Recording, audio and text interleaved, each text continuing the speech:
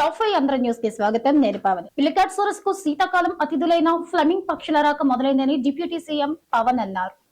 ఏకో టూరిజం గమ్యస్థానంగా పులికాటు మారుస్తాం.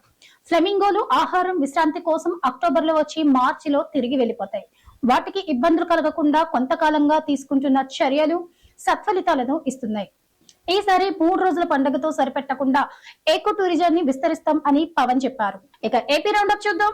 అనకాపల్లిలోని కొక్కిరాపల్లి వద్ద రోడ్డు ప్రమాదం. అదే మార్గంలో వెళ్తున్న మంత్రి అనిత వాహనం నుంచి దిగివచ్చి క్షతగాత్రులను ఆసుపత్రికి తరలించడంలో సాయం చేశారు. కర్నూలు బస్సు ప్రమాదంపై అసత్య ప్రచారం కేసులో విచారణకు హాజరైన వైసీపీ నేత యాంకర్ శ్యామల. మీర్జాగూడ బస్సు ప్రమాదంపై కాంగ్రెస్ స్టేట్ చీఫ్ షర్మిల దిగ్భ్రాంతి. మృతుల కుటుంబాలకు ప్రగాఢ సానుభూతి. బ్రూక్ఫీల్డ్ క్లీన్ ఎనర్జీ సంస్థ ఎవ్రిన్ కర్నూలు జిల్లాలో ఏర్పాటు చేసే పవర్ ప్రాజెక్టుకు కేంద్ర సంస్థ ఆర్ఈసీ 7,500 కోట్ల రూపాయలను అందించనుంది. ప్రైవేట్ ప్రాజెక్టులో ఆర్సీ అందించే అతిపెద్ద ఫండింగ్ ఇదే. 1.4 GW హైబ్రిడ్ ప్రాజెక్టుకు బ్రూక్ఫీల్డ్ 9,910 కోట్ల రూపాయల వ్యయం చేయనుంది.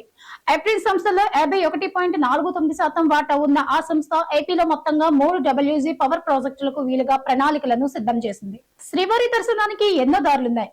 వీటిలో రక్తదానం చేసిన వారికి ప్రత్యేక ప్రవేశ దర్శనం ఉంటుంది. రక్తదానాన్ని ప్రోత్సహించేందుకు దీనిని 1985లో ప్రారంభించిన చాలా మందికి ఇది తెలియదు.